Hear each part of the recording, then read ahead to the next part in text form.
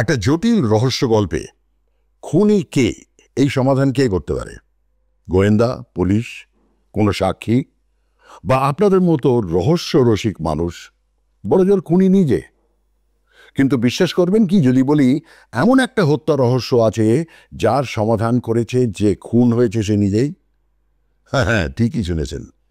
এরকমই হয়েছিল শিকাগোর ইলিনয়তে। Dead man টেল no tales, এই প্রবাদ সেখানে মোটেই কাটেনি। বরং মৃত ব্যক্তি নিজে যদি এই রহস্যের সমাধান করত তাহলে আজও এই রহস্য অজানাই থেকে যেত। এই গল্প তেরেসিতা বাসার অদ্ভুত হত্যা রহস্যের, যা শুনে আপনারাই বিচার করবেন এটা রহস্য গল্প না ভূতের গল্প।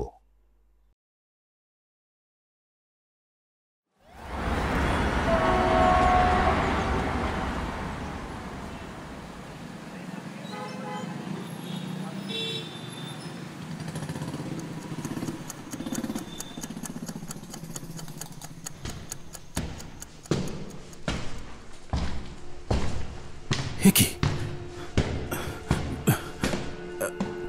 মিস্টার স্মিথ, মিস্টার স্মিথ, তাড়াতাড়ি আসুন, আগুন লেগেছে। হ্যাঁ, আগুন কোথায়? ও মাই গড, আপনি বাকি ফ্ল্যাটের লোকেদের ডাকুন, আমি জেনিটরকে জানাচ্ছি।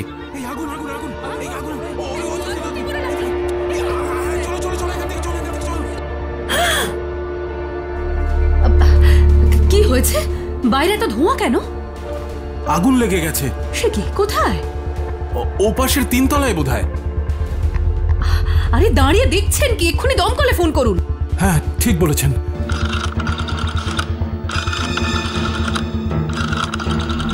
হ্যালো, দমকল অফিস।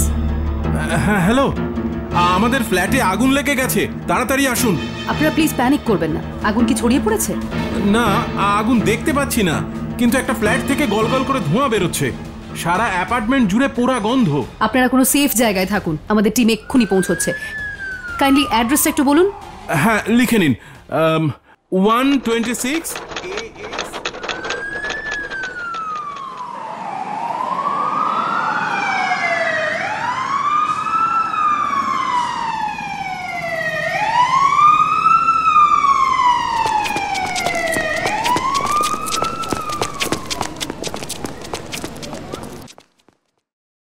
দমকল পৌঁছয়।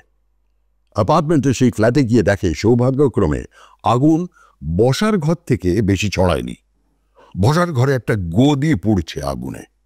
গদিটার মাঝখানটা কেমন যেন উঁচু হয়ে আছে। গদিটা সরাতেই চক্ষু চড়ক গাছ দমকল কর্মীদের। এক মহিলার মৃতদেহ সম্পূর্ণ অবস্থায়।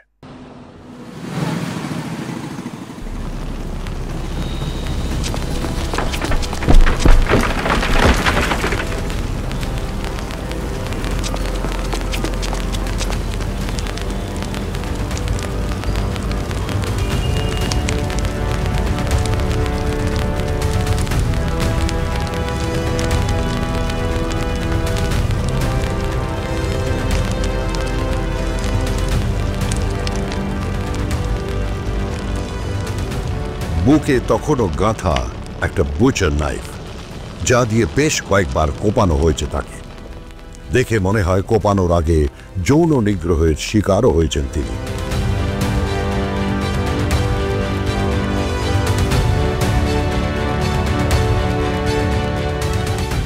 হত্যার পর গদিটা চাপা দিয়ে আগুন ধরিয়ে দেওয়া হয়েছে সমস্ত প্রমাণ লোপাট করার উদ্দেশ্যে। ডাকাতির উদ্দেশ্যে খুন বলে মনে হয় না। বাড়ির কোনো মূল্যবান জিনিস চুরি যায়নি। এই মৃতদেহ কার তার হদিশ পেতে কাঠখড় পোড়ানোর কোনো প্রয়োজনই পড়ল না। এই দেহ এ বাড়ির মালিক 48 বছর বয়সী তেরেসিটা বাসারের।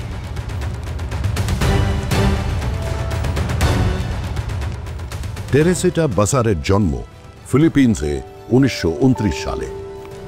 ছোট থেকেই গান বাজনার প্রতি ভালোবাসা তেরেসিটার। বাড়িতে সবারই অল্প বিস্তর সুর জ্ঞান আছে। একটু বড় হতেই পিয়ানোর প্রতি আগ্রহ তৈরি হয়। চমৎকার পিয়ানো বাজাতে শেখেন তেরেসিটা। 30-এর কোঠায় তিনি পাড়ি দেন শিকাগো জীবনে উন্নতির চেষ্টায়। সঙ্গে সঙ্গে পড়াশোনা চলতে থাকে তার গান নিয়ে ইন্ডিয়ানা ইউনিভার্সিটি থেকে। সকালবেলা পিএইচডির জন্য পড়াশুনো আর রাতে চাকরি। অবসর সময়ে আশেপাশে বাচ্চাদের বিনামূল্যে পিয়ানো শেখাতো টেরেসিটা। থেরাপিস্ট হিসেবে কাজ নেন হাসপাতালে। সবাই তাকে চিনত ভদ্র, নম্র, বিনয়ী, পরিশ্রমী ও নির্বিবাদী মানুষ হিসেবে। হাসপাতালের সমস্ত রোগীর প্রতি ছিল তার নজর। সাহায্যের হাত বাড়িয়ে দিতেন সবার দিকে। 21শে ফেব্রুয়ারি 1977 রাত 10টা নাগাদ এক প্রতিবেশী ফোন করেন দমকলে। অতঃপসিতে কোনো যৌন নিগ্রহের উল্লেখ নেই। বাড়িতে আগুনের কারণে প্রমাণও কিছু পাওয়া গেল না। এই হত্যা মামলা খুবই জটিল ও রহস্যজনক ঠেকল পুলিশের ক্ষেত্রে। কে এমন নৃশংসভাবে খুন করল নির্ঝঞ্ঝাট নির্বিবাদী টেরেসিটাকে, এবং কেনই বা খুন করল? এর মধ্যে টেরেসিটার বাড়ির একটি জিনিস একটু নজর কাড়ল পুলিশের, যার প্রয়োজন রহস্য উন্মোচনে হলেও হতে পারে।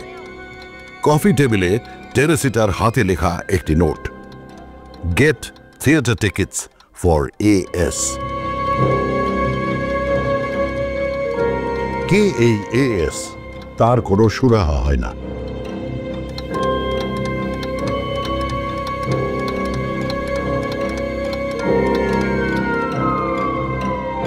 পুলিশ জিজ্ঞাসাবাদ করে টেরেসিটার প্রণয়ীকে।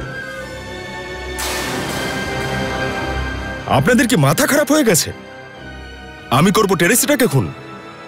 আরে আমার লাভটা কি? দেখুন, আমরা দুজনেই যথেষ্ট ম্যাচিওরড, স্বাধীনও। না ও আমার উপর কোনোদিনও জোর করে, না আমি ওর উপর। আমাদের কি এখন অধিকার ফলানোর বয়স আছে, না বাচ্চাদের মতো অভিমান করার? বন্ধু বান্ধবদের কথা অনুযায়ী তাদের মধ্যে ঝগড়া কলহ চলেছিল বেশ কিছুদিন যাবত। কিন্তু ঝগড়া কলহ কোন প্রেমিক প্রেমিকার মধ্যে হয় না? পুলিশ এই ভদ্রলোকের বিরুদ্ধে তেমন কিছু সন্দেহ করার মতো পেলেন না বলে ছেড়ে দেন। এইভাবে কেটে যায় 2টি মাস। বিন্দুমাত্র তথ্য প্রমাণ পাওয়া যায় না এই কেস সংক্রান্ত।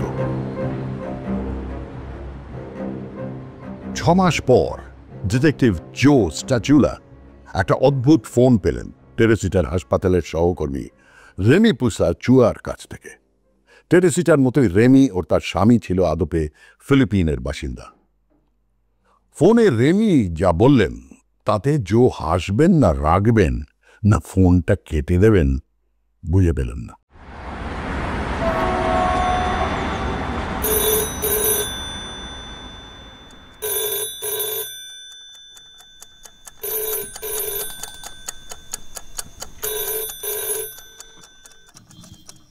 হ্যালো,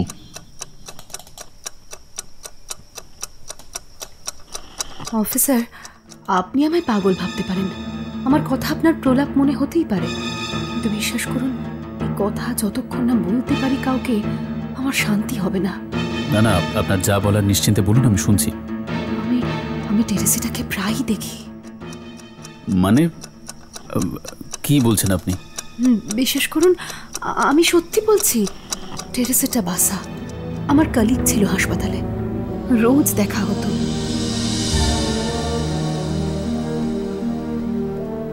এখনো মারা গেছে, তবু ওকে দেখি। টেরেসিটা আর আমার প্রায়ই দেখা হয়। রেমির কথা অনুযায়ী টেরেসিটাকে সে প্রথম দেখে এক দুপুরে। রেমি দুপুরে হাসপাতালেই একটু ঘুমিয়ে নিচ্ছিলেন। চোখ খুলতেই দেখেন টেরেসিটা হাসপাতালের করিডোরে। প্রথমে স্বপ্ন মনে হলো, এত পরিষ্কার তিনি দেখেন যে বোঝেন এটা মোটেই স্বপ্ন নয়।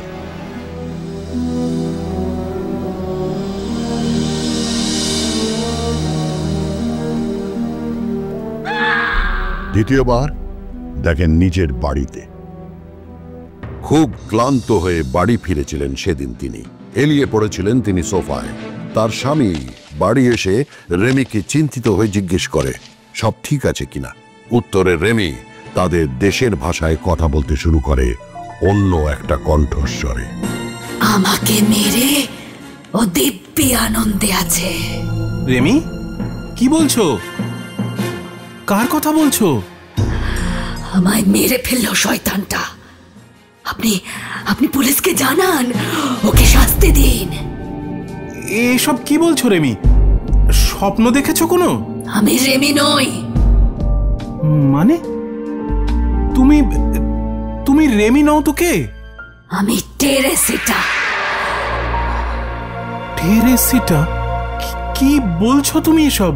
ঠিক বলছি, ও আমাকে মেরেছে, ওই শয়তানটা। কে কে কে কার কথা বলছেন?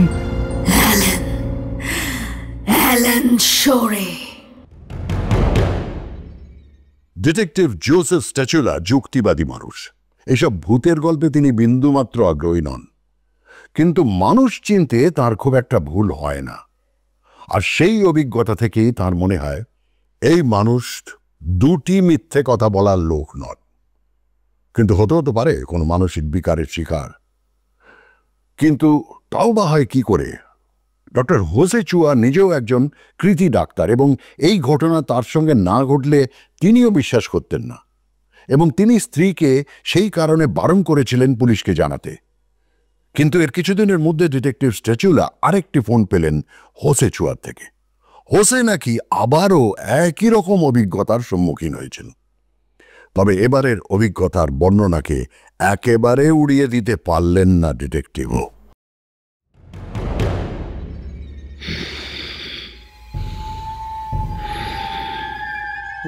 রেমি, রেমি, কি হয়েছে তোমার?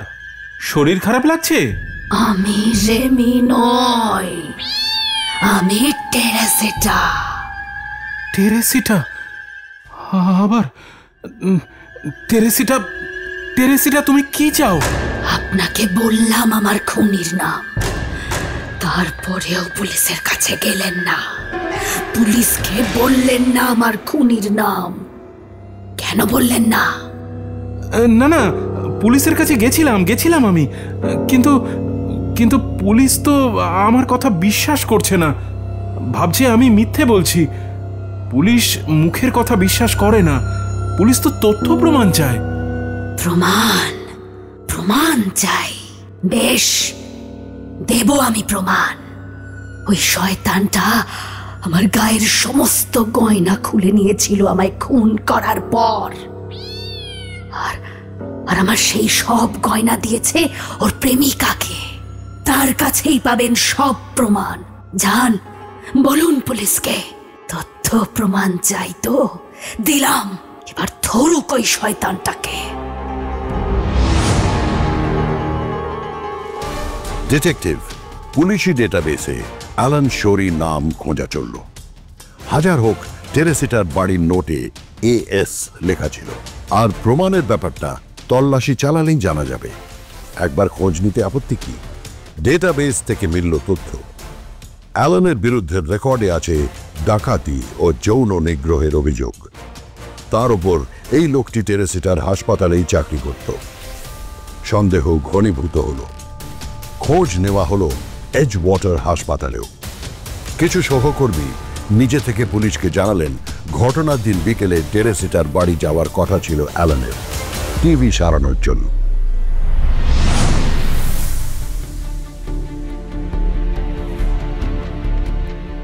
উত্তেজনা বাড়তে থাকে ডিটেকটিভ স্ট্যাচুলার।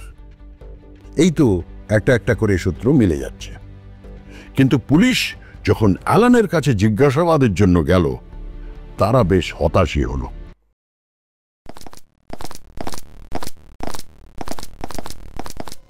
হ্যাঁ, কথাটা আপনারা ঠিকই শুনেছেন, কিন্তু যে বলেছে সে অর্ধেকটা ঠিক বলেছে। আমি হাসপাতালের কাজের সঙ্গে টুকটাক ইলেকট্রিকের কাজ করি লোকের বাড়ি গিয়ে গিয়ে। মিস বাসা ওনার বাড়ির টিভিটা আমাকে সারাতে বলেছিলেন ঠিকই, কিন্তু আমার আর যাওয়া হয়নি।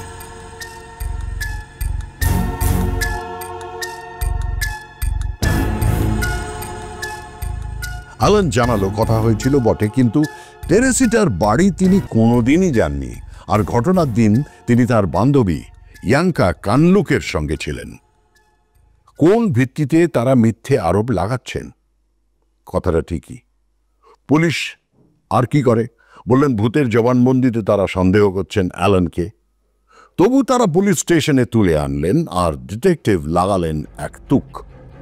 ঠান্ডা গলায় অ্যালানকে বললেন, আমাদের কাছে সাক্ষী আছে যে সেদিন তোমায় টেরেসিটার ফ্ল্যাটে ঢুকতে দেখেছে, আর লুকিয়ে লাভ নেই। এই মিথ্যে স্বাক্ষর গল্প দারুণ ফল দিল। মুহূর্তে নিজের জবানি বদলে অ্যালান বলল সে ভয় পেয়ে দেখতে বলেছিল। সেদিন সত্যি সে টেরেসিটার ফ্ল্যাটে গিয়েছিল, কিন্তু টিভির অবস্থা দেখে বুঝেছিল এ তার ক্ষমতার বাইরে, তাই বাড়ি ফিরে এসেছিল। বান্ধবীর অনুরোধে বাড়ির কিছু ইলেকট্রিক কাজ করেছে বাকি সন্ধ্যেটা। পুলিশের আরেক দল তখন পৌঁছে গেছে অ্যালানের বান্ধবীকে জিজ্ঞাসাবাদ করতে।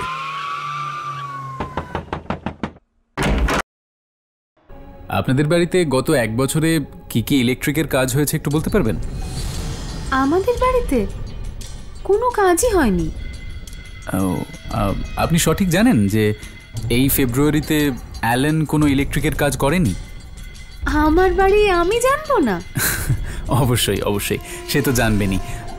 আচ্ছা ম্যাম, আপনার সঙ্গী মিস্টার শোরে আপনাকে তো খুব ভালোবাসেন মনে হয়।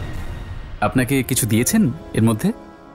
দিয়েছে তো, তবে এবার ক্রিসমাসে ও আমার জন্য কোনো গিফট আনেনি। আমি তো ভীষণ কথা শুনিয়েছি। তারপরে কি হয়েছে জানেন? ফেব্রুয়ারি মাসে অনেকগুলো গয়না দিয়েছে, বেশ দামি।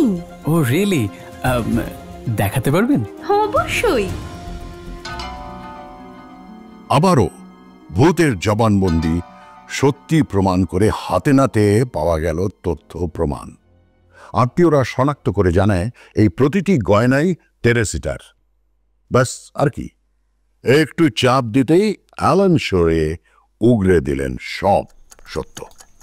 অ্যালান শোরের স্বীকারোক্তি অনুযায়ী সেদিন রাতে সে টেরেসিটার বাড়ি গিয়ে জানতে পারে প্রচুর টাকার মালিক তিনি। তখনই অ্যালান ডাকাতির পরিকল্পনা করে। অনেকদিন ধরেই আর্থিক অনটনে ভুগছিল সে। বাড়ি ভাড়াও বাকি পড়ে আছে। বাড়ি ঢুকেই বিনা বাক্য ব্যয়ে বুকে চাকু বসিয়ে দেয়। গয়না চুরি করলেও স্পর্শ করে না টেরেসিটাকে। তবু জামা খুলে নেয় খুনের মোটিভ ঢাকতে। গয়না ও $30 নগদ নিয়ে পালায়।